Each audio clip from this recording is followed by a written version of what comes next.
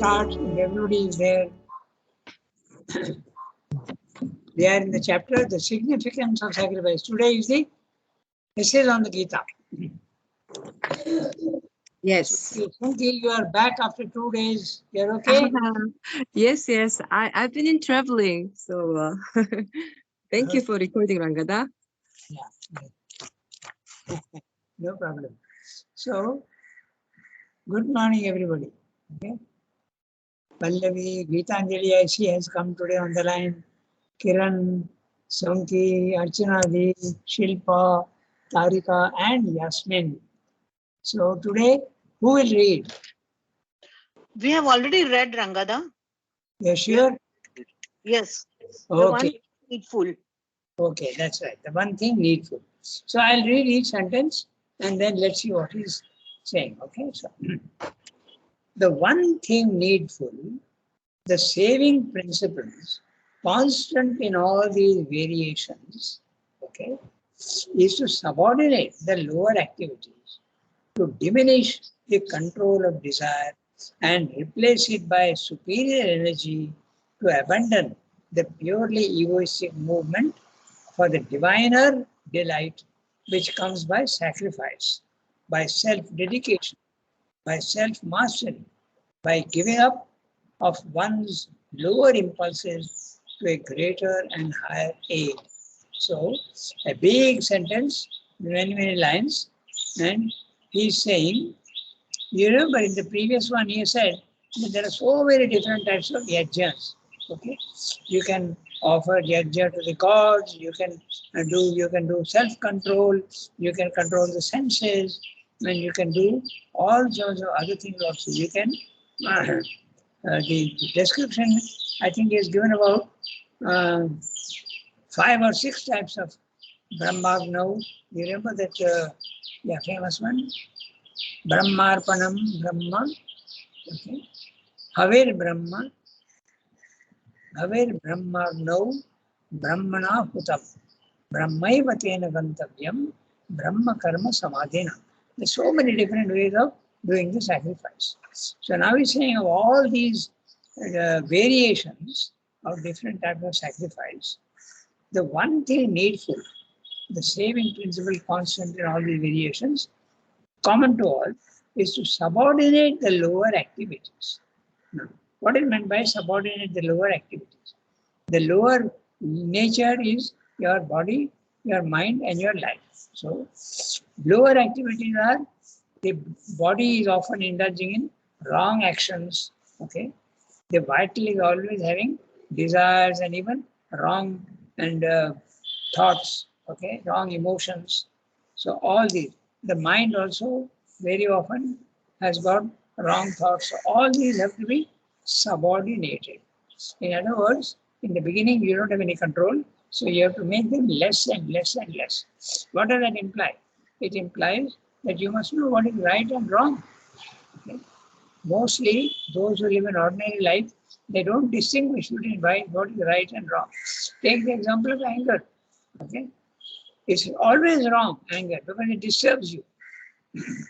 But if you are not interested in yoga, you are always justifying your own anger. So these are the lower activities. Okay, so actions of the body which are wrong. Okay, then actions of the emotions which are wrong, and the thoughts also which are wrong. All these have to be made less first. How can you do that? There are so many ways again. But the main idea is here, the chapter is sacrifice. So if you constantly think of the divine and offer all your actions, your emotions, and your thoughts, then naturally the lower activities will be diminished. Okay, so and he's telling you also how to do it. To diminish the control of desire.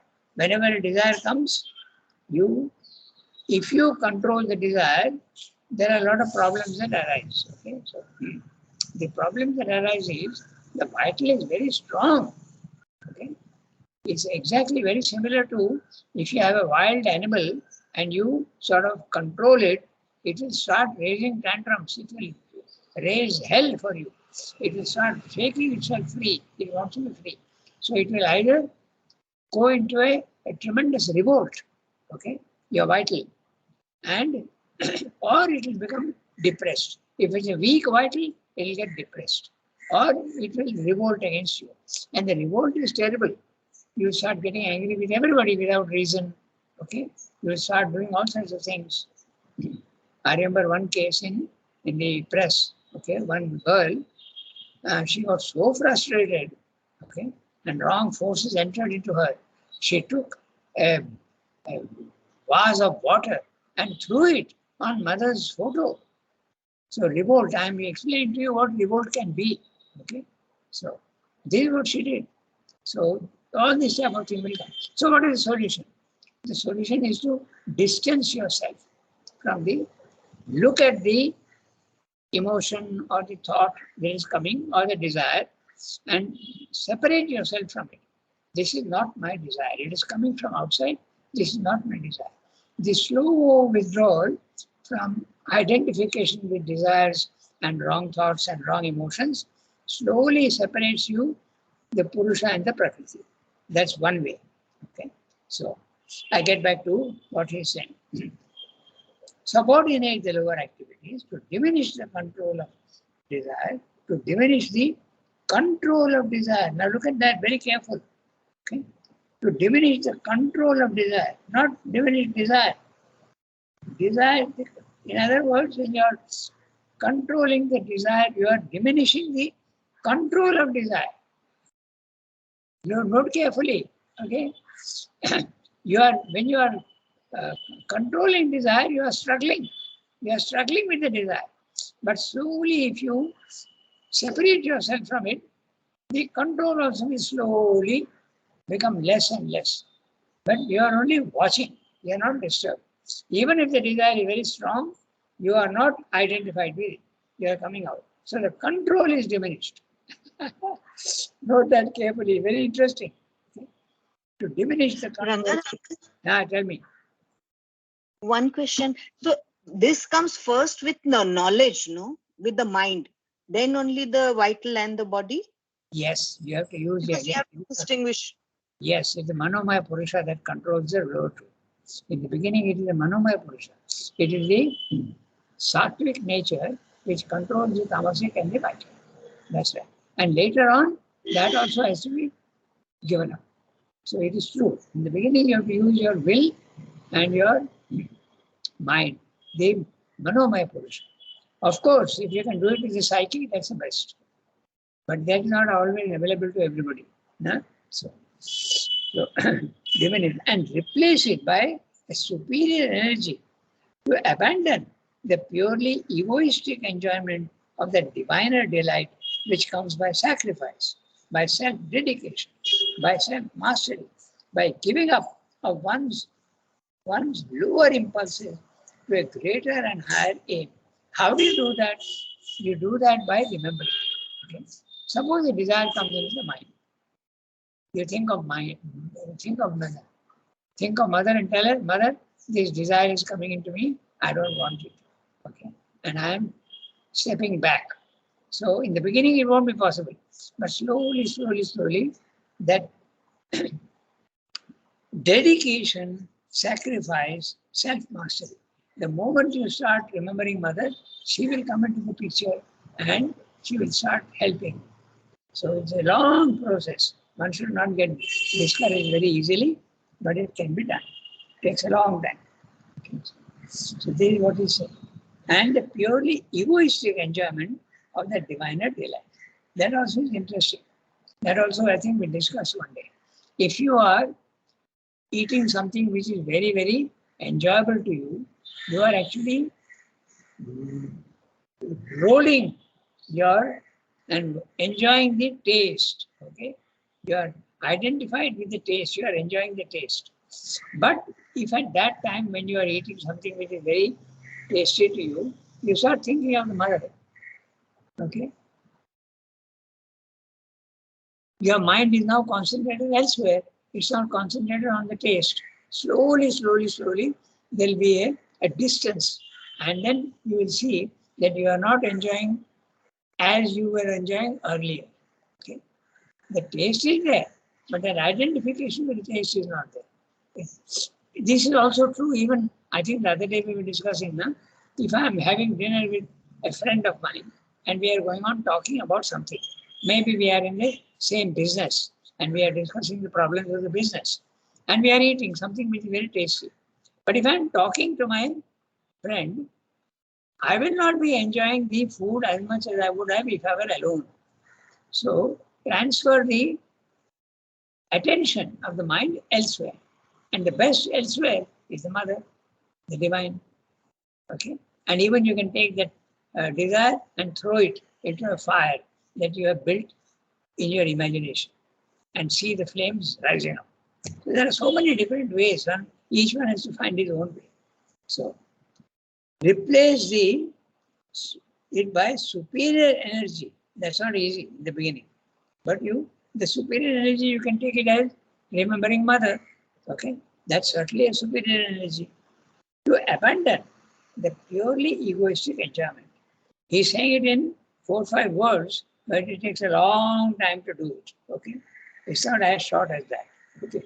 Egoistic enjoyment for that diviner delight which comes by sacrifice, by self-dedication, by self-mastery, by giving up of one's lower impulses to a greater and higher aim. So, in short, if you have to become conscious first of all is your egoistic enjoyments and also your lower impulses, the lower activities, and you must disapprove of them. 90% of the time, those who are not doing yoga don't disapprove of them at all. They find it very natural. Okay? He did this to me, so I got angry. He did this to me, so I will get revenge. All these are very natural and justifiable thoughts for the normal man, but not for one who is doing yoga. But Rangata, one question, please. Yeah, tell me. See, if you like or love a rose, so it is personal, it is egoistic. But if you are in a diviner delight, you don't find the beauty of the rose, or you, how do you? The finer elements in you will grow, na? The finer elements in you will grow with your senses will become subtler. So naturally beauty will open up of itself. Particularly if the psychic being is there, beauty, truth, love, all these things will increase, not decrease. I am talking of the lower faculties. Okay? Enjoying with the egoistic enjoyment. That will diminish. But the subtler faculties in you will increase. You will start seeing beauty everywhere. You will start loving everything. Okay? You will have sympathy for all. That will increase. The bad will reduce and the good will increase. To put it in very blunt terms. Okay? So, that's it. Then Shendra has got he is putting in double quotes. He is translating. They who enjoy the nectar of immortality left over from the sacrifice attain to the eternal Brahman. It's actually a Pakka translation. Chapter 4, verse 31. Okay, so, yeah. Yajja Shishta Amritam Bhujo, the one who is enjoying. Bhujo, Bhuja, one who is enjoying the Amritam left over from the sacrifice. Yajja Shishta Amritam, Shishta Amritam Bhujo. Yanti Brahma Sanatana. He goes to the Brahma. Sacrifice everything, and whatever is left over from the sacrifice, that you take. It's also, you can also think of it as physical image. If you are eating something and you are offering everything to the divine, and whatever is left of that, you take. You can even apply it in a very physical way also. Suppose you are eating dinner and a very poor man comes, you give away to him, to the divine in that poor man. And then what is left over, you eat. Okay. All this sort of thing will slowly reduce your desires, reduce your wrong thoughts, your emotions, and you will go Yanti Brahma Sanatana. Those who do that will go to Brahma Sanatana. Okay, then the second part of that verse is Nayam Loke Asti Ajasya kuto anya kuru sattama. In other words, there is no place for in this world for those who are not doing yajna. Okay? So where is the question of any other world? So everybody, if you want to go to Brahman consciousness, you have to do yajna. And yajna we have discussed, it is not the physical sacrifice of pouring ghee and reciting mantras in a fire. It's not that. It is the self-offering. Those three words which Chandra is used, self-dedication, self-mastery, and sacrifice. That is what is meant by the sacrifice. Okay, so. And Chandra is translated also again. Okay. Sacrifice is the law of the world, and nothing can be gained without it. Neither mastery here, nor the possession of heavens beyond, nor the supreme possession of all. This world is not for him who doeth not sacrifice. How then any other world? In fact, in the synthesis, he has described the whole process of sacrifice. Okay, it can be even those who are egoistic, they are forced to do sacrifice. Sacrifice, if you remember, in the Gita only, it is there in excel on the Gita. In the Gita, the idea of sacrifice is that everything is connected. And whether you like it or not, you have to work in tandem. You have to work in connection with everybody else. So it's an exchange. It's a giving and a receiving. The more you give, the more you will receive. This is the idea of sacrifice. There's a connectedness. You can't think that you are alone in the world and you will do whatever you want. Not possible. And at the lowest level, it even amounts to such a simple thing. We have to think in that way. Even such a simple thing as going to a shop, okay, and buying whatever you want, either a watch or vegetables. You have to give money to get the vegetables. There's always a giving and a receiving. If you only receive and not give, then you are a thief, says the Gita. Stena eva sa. He is a thief. So you have to do. And if you do that consciously, you'll get the full benefit of it. And there are so many gradations. First of all, you are forced to do sacrifice. You have to. Okay? But it can become conscious, very, very conscious, and with love. Sometimes the conscious also, you may do the sacrifice, but with a little unwillingness. Okay? Then the normal meaning of the word sacrifice comes in English. No? Sacrifice means you are giving something away, but you are regretting. Oh, I have lost something. That's a negative sacrifice. Even that's a sacrifice, but that also is negative. So the real sacrifice, a happy parting is what you have. So that's what he said. Therefore, I read the next sentence. Therefore, all these and many other forms of sacrifice have been extended in the mouth of the Brahman. And it's an image. The mouth of that fire which receives all offerings. Okay. This is also very interesting if you think about it. Then everything comes from the Supreme and goes back into the Supreme. The cyclical movement is also, you can think of it as a sacrifice. Okay. The divine has sacrificed his own consciousness, his own power, his own ananda, and come down into the physical world. But now he has to climb back again there. Okay? So this is a sacrifice. In the mothers, the sacrifice of the Purusha, but much more, in a much more intense sense, the sacrifice of the Divine Mother. Because the lower Prakriti, Para Prakriti becomes the lower Prakriti. So that's the biggest sacrifice. So you can think of it in that way. See, there is this cyclical movement, and that is also part of the concept of sacrifice. Your body has come from matter. At the end of your life, your body will go back into matter.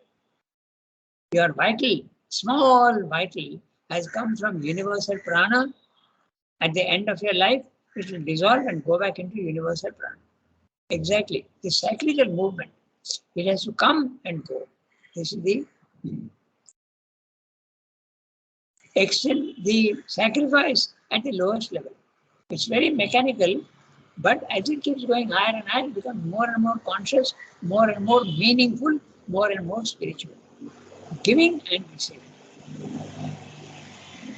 This is something that the many businessmen also understand. Particularly the Marwadis do that, because even on their safe where they keep money, on one side they'll write Shubh, the auspicious, and on the other side they'll write Labha. So there can be no Labha without a Shubha. They both have to be there at the same time. Okay? And in nature, that's tell me. Why the mouth? Why the image of a mouth, not a hand or something? Yeah, okay. Because if Tarika, you remember, Grasishnu Prabhavishnu cha. These are the two words used in the Gita. Grasishnu Prabhavishnu cha. It is creating and also swallowing everything, because it is disappearing. So when it is swallowing everything, it's a mouth of the, it's an image. You are eating with your mouth, no? So it's an image. The divine is creating, but it's also taking everything back again, swallowing. So, but it can create with hand and take back with hand, no? That is less of a taking and a giving, no? When you take, can you destroy with your hand? The ultimate is the swallowing up, destroying it. Once it goes in the mouth, you cannot bring it back. Whereas in the hand, you can still decide also not to take it. Okay, Pallavi, there is Tarika's answer. It's related to that. The divine is creating and destroying. Divine creating, destroying. As I said just now, the cyclical movement. Your body has been created and matter is again destroying it and taking it back into itself. So it has gone into the mouth of the matter. So exactly in the same way, everything, cyclical movement. And the two words I told you, Grasishnu, Prabhavishnu cha. Prabhavishnu, he is the one who is creating. He is creating. Okay. Prabhava, coming into existence. And Grasishnu, swallowing. Okay. He is swallowing. So that's why the mouth. He is very consistent with the idea. Rangada, where is this from? I am not aware about that. The word that you are using, no? Because you do a search and you'll get it. Or if you want, I'll tell you where it is. If you want immediately also, I can tell you. Yes, tell me. Okay, I'll tell you. I'll just get the index and I'll tell you. Yes. Sorry, Google it. No, I couldn't. feeding Rangada. I couldn't get the word exact. I could not understand the exact word that you are using. That's why. Yeah. So Rasishnu. Give me 2 minutes, I'll tell you. Yes. Yeah.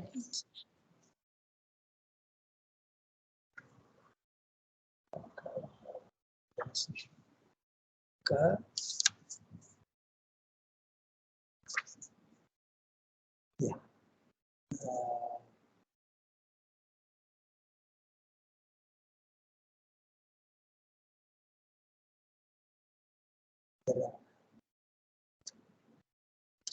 Lavi, one more reason for that mouth is because this swallowing comes from hunger also. Yeah. Yeah, that's right. Achha. Now, Tarika, the reference is 13, chapter 13, verse 16. Okay. Chapter 13, verse 16. Okay. Grasishnu, Prabha Vishnu cha. So there is swallowing and a creating and swallowing. So that's why the mouth, okay, of that fire. And if you remember, in the 11th chapter, the Arjuna is seeing the divine, the time, the kala, which is destroying everything. Because Arjuna is very concerned with the destruction of his own family members. So he's telling him that it has already been done. If you look, now you see, and all these Kauravas are stuck in the interstices of the teeth of this mouth. Okay, it's a very frightening scene in the Gita. So it does it in that way. the mouth of that fire, which receives all offerings. They are all means. Which is the they? The sacrifices. Okay?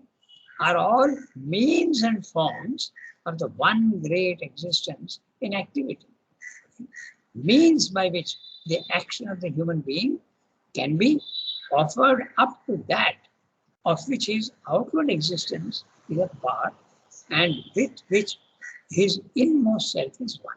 So that is, you can think of it as a Satchidananda, okay, or the third level, the Purushottama. You can think of it in that way also. Of that which is outward existence. Outward existence, your body, mind, life, is a part and with which his inmost self is one. Your soul is one with that, and your outward existence, your body, mind, life, is only a part of it. Okay? They are, who is the they again? The sacrifice. They are all born of work, karmaja. Okay? They are all born of work.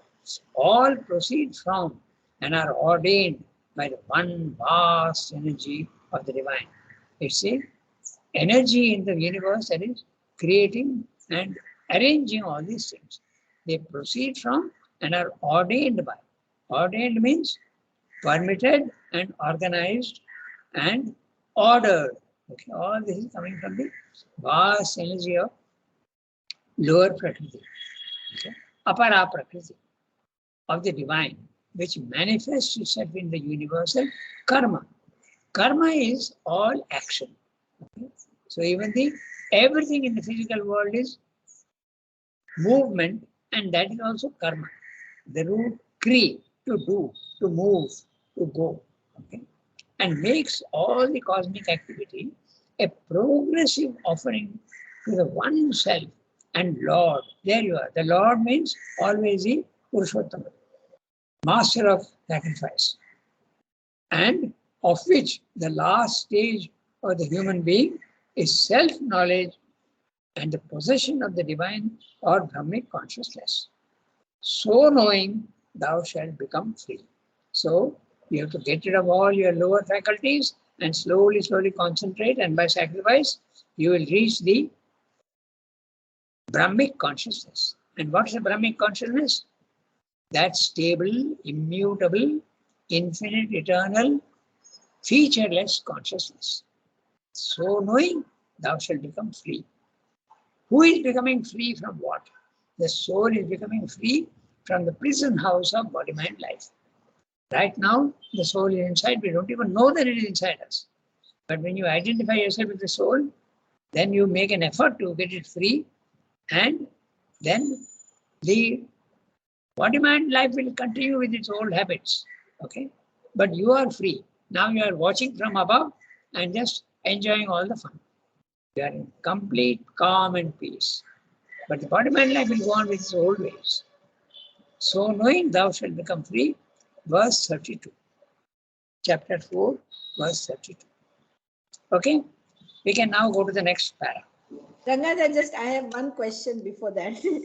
About the word Purushottama. When we say Purushottama, it is the Lord. Right? Yes, absolutely. That's how is the word coined? Because it is Uttam Purusha. Yeah, so is it the human? Is it the human part or is it the divine? It is both. I understand what you're saying.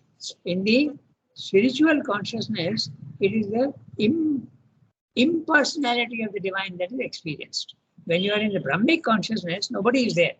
You only experience a vastness, a peace. You may get knowledge, but nobody is there. These are all the impersonal aspects of the divine. Okay? But when you go to the third level, in the supramental world, or in the Gita, as you say, the Purushottama, Kshara Purusha, Akshara Purusha, Uttama Purusha. So it is coming from there. So he is both personal as well as impersonal. He is impersonal as well as personal.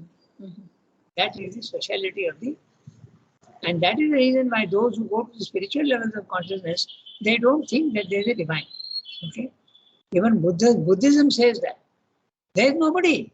These only laws that apply. Impersonality is there everywhere.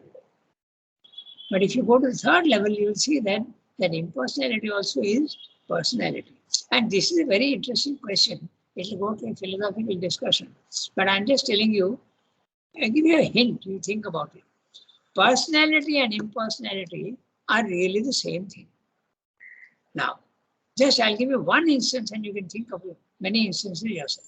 Take a huge amount of air. Okay? It is impersonal, it is there everywhere. Okay, agreed? So Yeah. take all that air and compress it, compress it, compress it, compress it, compress it, compress it, and put it into a bottle. Okay? Now it has got features. Okay? Now it has got features.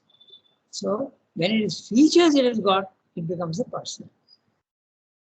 Think of it in that way. How it has got features? How do you say it has features?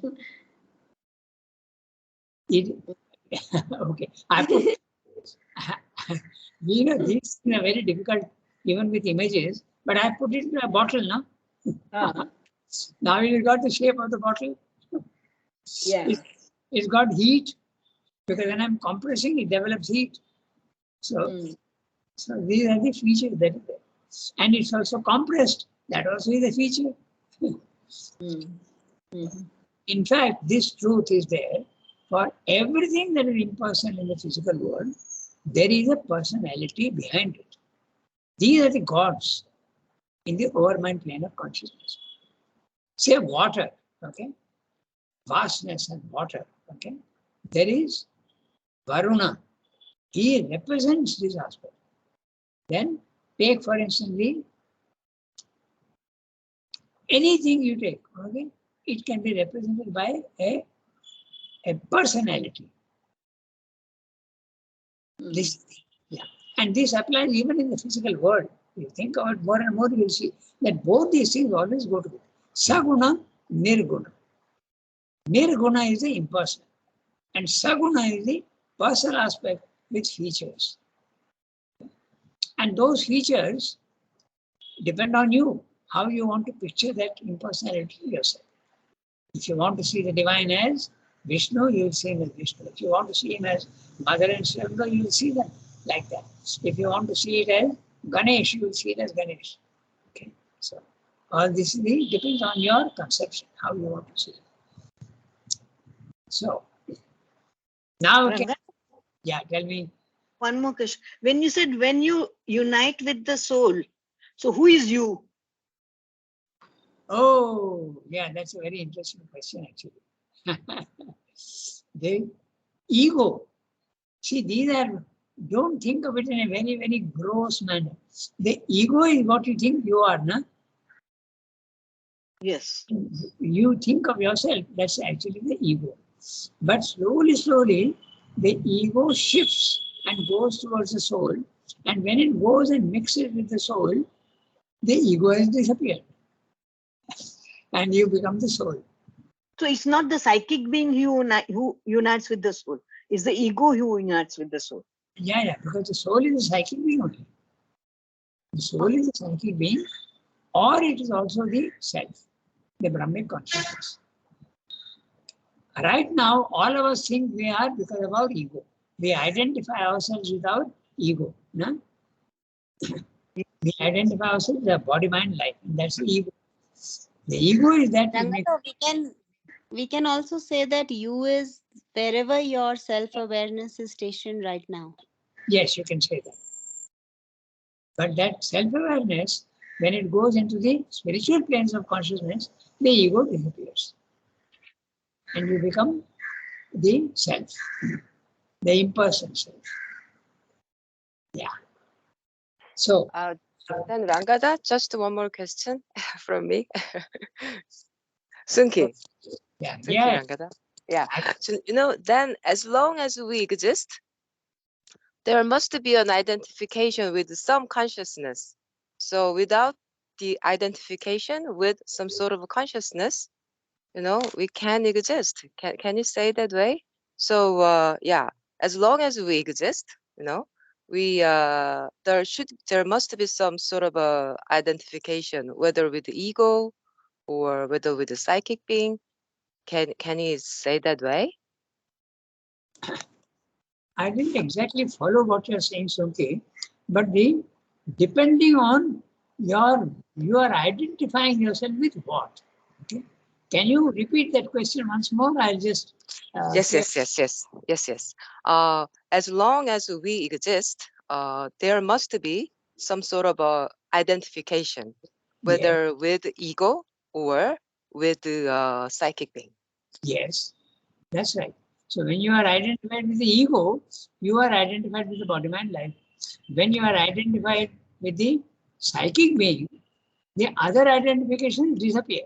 Now you know that you are the you are the psychic being, and the other things with which you are identifying yourself become instruments. They are separated from you. They become like instruments in your hand. So in those sense, okay, they are not you anymore. Mm. Yeah. Okay. Got it. I got it. So anyway, it's 8:35, 8:36 on my computer desktop. So we could not read that small para. I was prevented very, very happily by Tarika and Pallavi. Okay, so next time we'll do this one.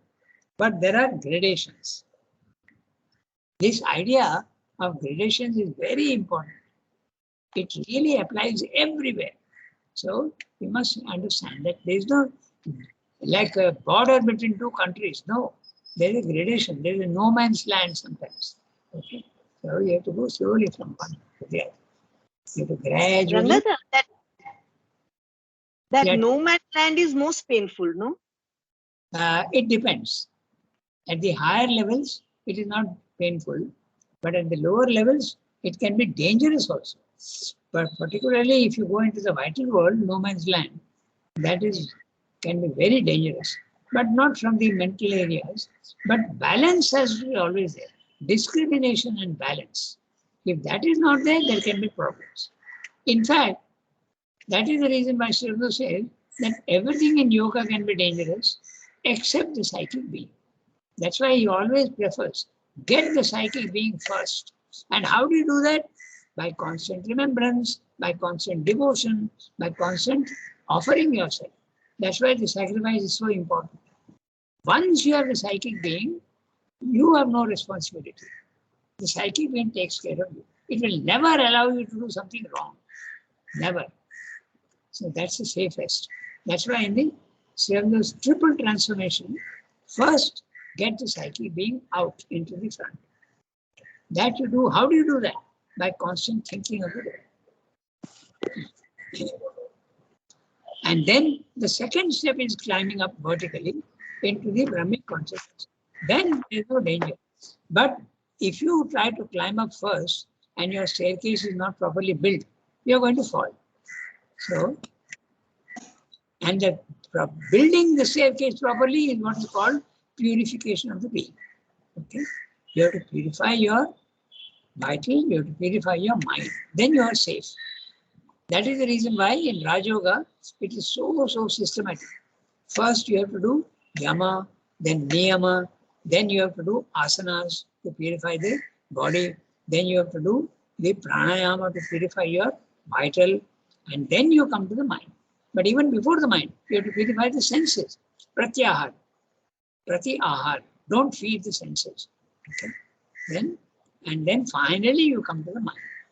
Then you are safe. But if you try to climb first, and that's what happened to many people, including Gopi Krishna. Gopi Krishna was he was a Kashmiri, and he was practicing concentration. After 17 years of concentration, finally there was a descent of power into him. Okay, but he was not prepared. He had not done the purification, so he had to. So he had to suffer like anything for 4 or 5 years. Okay? There was burning in the body. He could not eat. All sorts of things happened to him. Okay? And he wrote to Sri Aurobindo. Gopi Krishna is a very well-known author. Very tantric method and other things also. He has written a lot of books. Okay? A very well-known personality.